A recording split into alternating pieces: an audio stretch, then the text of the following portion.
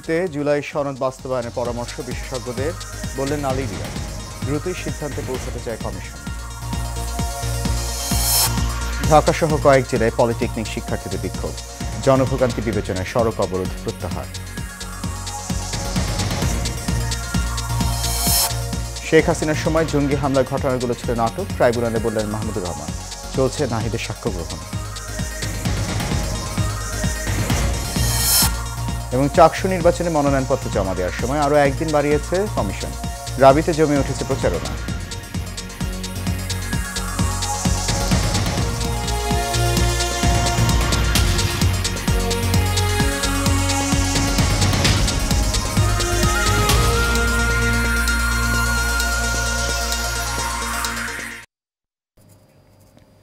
সবাইকে স্বাগত জানাচ্ছি এশিয়ান নিউজে। আপনাদের সাথে আছি আমি সৈয়দ মাহিউজ্জামান মুখর। শুনছিলেন বিআরবি কেবল ইন্ডাস্ট্রিজ লিমিটেড সংবাদ শিরোনাম। যাচ্ছি পুরো খবরে। বিশেষজ্ঞরা 4টি পদ্ধতিতে জুলাই সনদ বাস্তবায়নের পরামর্শ দিয়েছেন বলে জানিয়েছেন জাতীয় ঐক্যমত্য কমিশনের সহসভাপতি অধ্যাপক ডক্টর আলী রিয়াজ।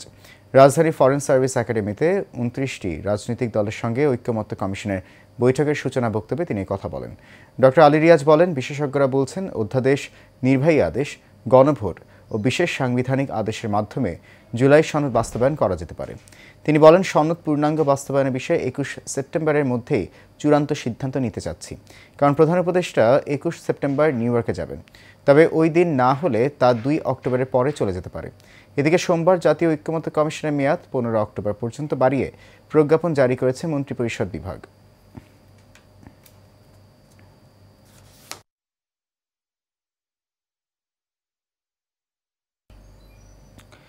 কয়েক দফা দাবিতে আবারও আন্দোলনে নেমেছেন পলিটেকনিক শিক্ষার্থীরা। কারিগরি শিক্ষা ব্যবস্থা ধ্বংস এবং প্রকৌশল কর্মক্ষেত্র কুক্ষিগত করার প্রতিবাদ সহ কয়েক দফা দাবি বাস্তবায়নে রাজধানীর তেজগাঁও 7 রাস্তা মোড়ে অবস্থান নেয় তারা। এতে ওই এলাকায় তীব্র যানজট সৃষ্টি হয়। চরম ভোগান্তিতে পড়েন সাধারণ মানুষ। পরে জনভোগান্তির কথা চিন্তা করে তেজগাঁও সড়ক অবরোধ কর্মসূচি প্রত্যাহার করেন তারা। ঢাকা ছাড়াও দেশের বিভিন্ন জেলায় আন্দোলন করছেন পলিটেকনিক শিক্ষার্থীরা। শেখ সোহাগের রিপোর্ট।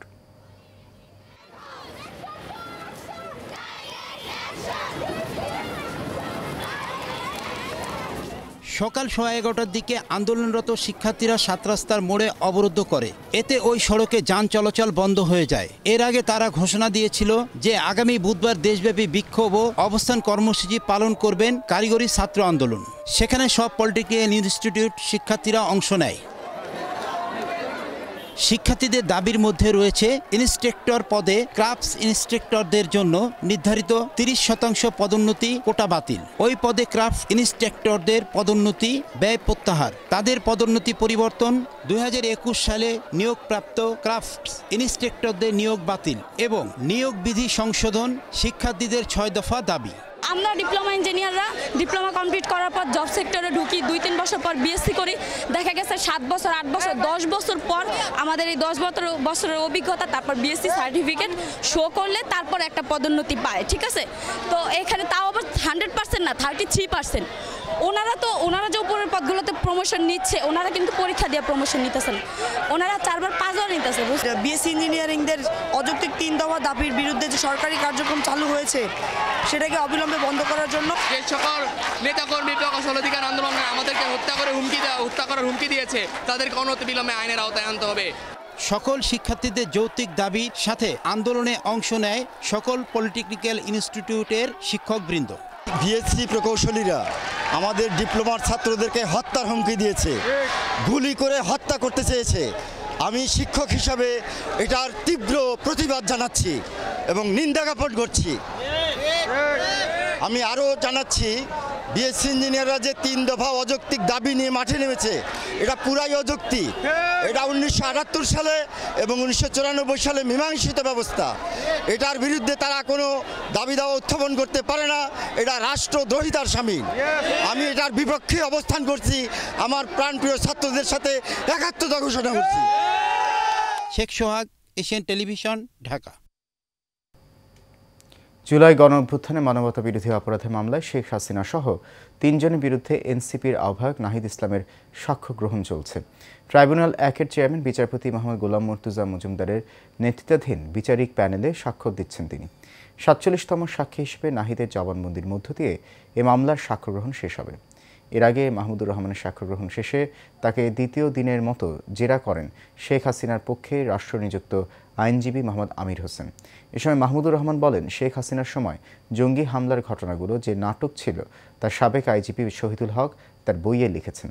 এদিকে ট্রাইব্যুনাল 2-এ আশুলিয়ায় 6 মরদেহ পোড়ানোর মামলায় দ্বিতীয় দিনের সাক্ষ্য গ্রহণ চলছে।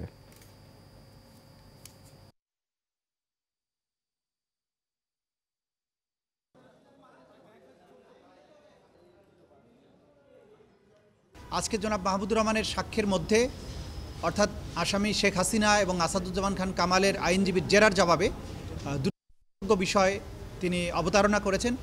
একটি হচ্ছে যে বাংলাদেশের রাজনীতিতে ভারতের যে ইনফ্লুয়েন্স, ভারতের যে হস্তক্ষেপ, সেই ব্যাপারে তিনি কথা বলেছেন তার জেরার জবাবে।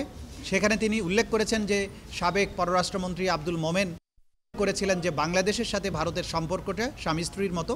সেই বিষয়টা তিনি আদালতের কাছে নতুন করে মনে করিয়ে দিয়েছেন।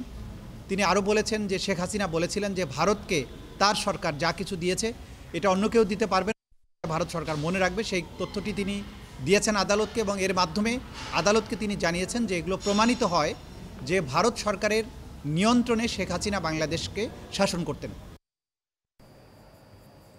চট্টগ্রাম বিশ্ববিদ্যালয়ে কেন্দ্রীয় ও হল সংসদ নির্বাচনে মনোনয়নপত্র সংগ্রহ ও জমা দেওয়ার সময় একদিন বাড়ানো হয়েছে।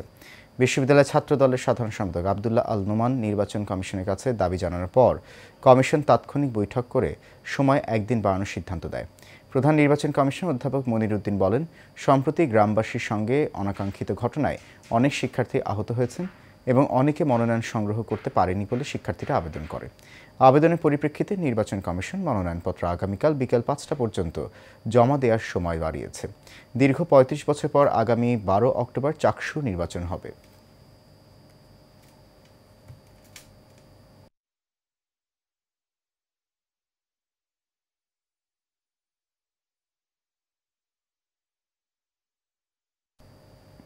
রাজশাহী বিশ্ববিদ্যালয়ের কেন্দ্রীয় ছাত্র সংসদ হল ও সিনেটে ছাত্র প্রতিনিধি নির্বাচনকে কেন্দ্র করে জমে উঠেছে নির্বাচনী প্রচারণা।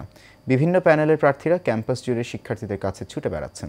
বিভিন্ন প্যানেল, স্বতন্ত্র প্রার্থী ও তাদের সমর্থকরা নিজেদের কৌশল অনুযায়ী ভোটারদের মন জয় করতে তৎপর রয়েছেন। স্বতন্ত্র প্রার্থীরা ব্যক্তিগত ও দলগতভাবে ভোটারদের সঙ্গে যোগাযোগ বাড়ানোর চেষ্টা করছেন, আর সংগঠন সমর্থিত প্যানেলগুলো তাদের প্রচলিত কৌশল পোস্টারের মাধ্যমে জনসম্পৃক্ততা বাড়াচ্ছেন। একই সঙ্গে সামাজিক যোগাযোগ মাধ্যম হয়ে উঠেছে প্রচারণের একটি বড় প্ল্যাটফর্ম। এখানে প্রার্থীরা ইশতেহার ও কার্যক্রম প্রচার করছেন।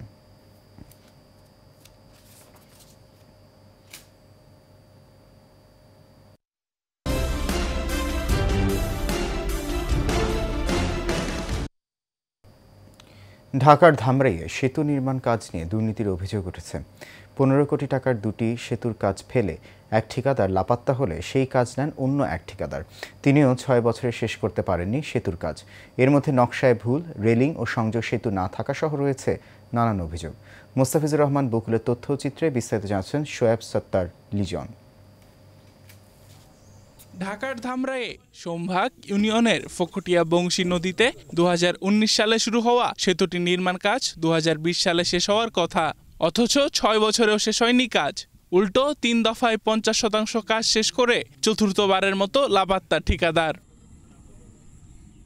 এদিকে দেশপাই মাঝিপাড়া সেতু রেলিং ও সংযোগ সেতু না থাকায় ভোগান্তিতে পড়েছেন শিক্ষার্থী, কৃষক সহ 10 গ্রামের 20,000 মানুষ।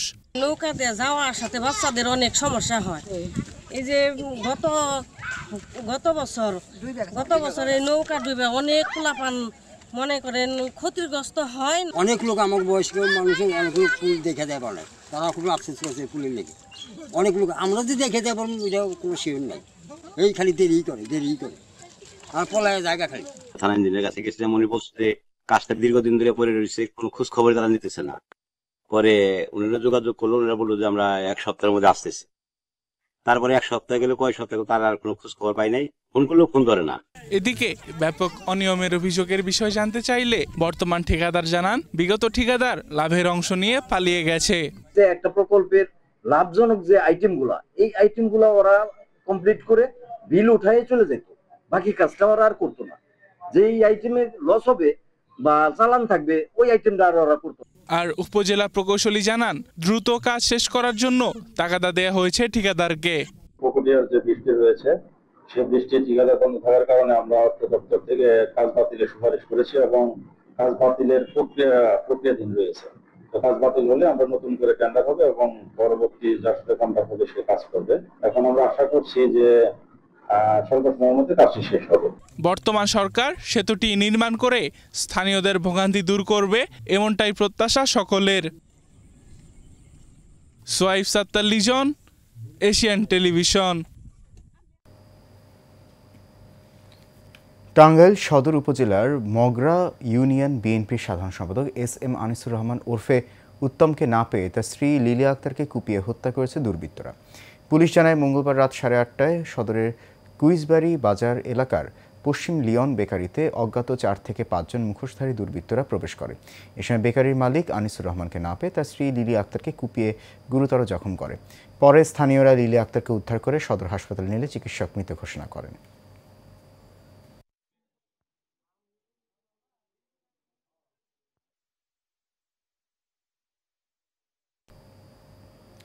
সিরাজগঞ্জে উল্লাপাড়ায় সারা দেশের ন্যায় পূবালী ব্যাংক পিএলসি উল্লাপাড়া শাখার উদ্যোগে বৃক্ষরোপণ কর্মসূচি অনুষ্ঠিত হয়েছে। সকাল 11টায় কয়রা খাদিজা সাইদ উচ্চ বিদ্যালয় ও উল্লাপাড়া দ্বিমুখী মহিলা দাখিল মাদ্রাসা প্রাঙ্গণে এই কর্মসূচির অংশ হিসেবে 200 ফলজ, বনজ ও ওষুধি গাছ রোপণ করা হয়। গাছ রোপণ কার্যক্রমে নেতৃত্ব দেন পূবালী ব্যাংক পিএলসি উল্লাপাড়া শাখার শাখা ব্যবস্থাপক ও senior principal officer Mohammad Rafiqul Islam. এ সময় বিদ্যালয়ের শিক্ষক, শিক্ষার্থী সহ স্থানীয় গণ্যমান্য ব্যক্তিরা উপস্থিত ছিলেন।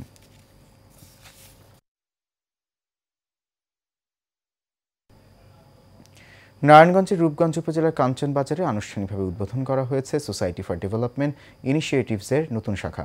প্রতিষ্ঠানের প্রতিষ্ঠাতা ও নির্বাহী পরিচালক শামসুল হক বর্ণাঢ্য আয়োজনে এই শাখার উদ্বোধন করেন। অনুষ্ঠানে প্রধান অতিথির বক্তব্য রাখেন শামসুল হক। অনুষ্ঠানে উপস্থিত ছিলেন নির্বাহী পরিচালকের সহধর্মিণী ও সেলিনা হক, সায়েদা শামসি, ঢাকা জোনের জোনাল ম্যানেজার আবু বকর হাজারি সহ অনেকে।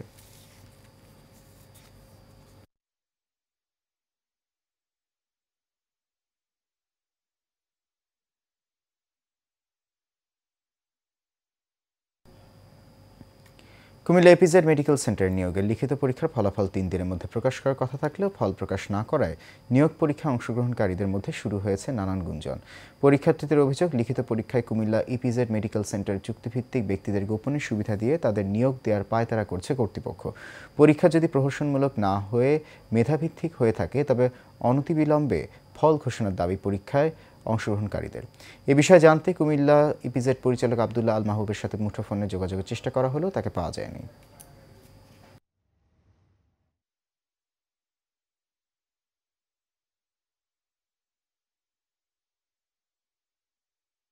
বাণিজ্য সংবাদ।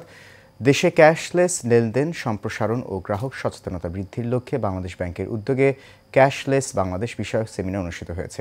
লিড ব্যাংক হিসেবে এই সেমিনারের আয়োজন করে ব্র্যাক ব্যাংক। সকাল 11টায় রাজশাহীর কারা ট্রেনিং একাডেমি অডিটোরিয়ামে অনুষ্ঠিত সেমিনারে ব্যবসায়ী, ব্যাংক কর্মকর্তা ও শিক্ষার্থীরা অংশ নেন। এতে বাংলা কিউআর সহ বিভিন্ন ডিজিটাল লেনদেনের সুবিধা তুলে ধরা হয়। অনুষ্ঠানে প্রধান অতিথি ছিলেন রাজশাহী বিভাগীয় কমিশনার খন্দকার আজিম আহমেদ। বিশেষ অতিথি ছিলেন বাংলাদেশ ব্যাংকের নির্বাহী পরিচালক আরিফ হোসেন খান, পরিচালক শরাফত উল্লাহ খান এবং ব্র্যাক ব্যাংকের এমডি ও সিইও তারেক রেফাত উল্লাহ খান।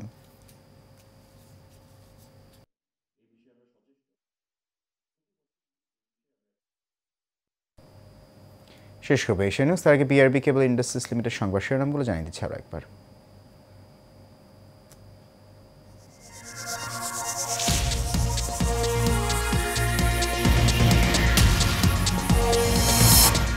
4 পদ্ধতিতে জুলাই সনদ বাস্তবায়নের পরামর্শ বিশেষজ্ঞদের, বললেন আলী রিয়াজ। দ্রুতই সিদ্ধান্তে পৌঁছাতে চায় কমিশন। ঢাকাসহ কয়েক জেলায় পলিটেকনিক শিক্ষার্থীদের বিক্ষোভ, জনভোগান্তি বিবেচনায় সড়ক অবরোধ প্রত্যাহার। শেখ হাসিনার সময় জঙ্গি হামলার ঘটনাগুলো নাটক ছিল, ট্রাইব্যুনালে বললেন মাহমুদুর রহমান। চলছে নাহিদের সাক্ষ্য গ্রহণ। এবং চাকসু নির্বাচনে মনোনয়নপত্র জমা দেওয়ার সময় আরও একদিন বাড়িয়েছে কমিশন। রাবিতে জমে উঠেছে প্রচারণা।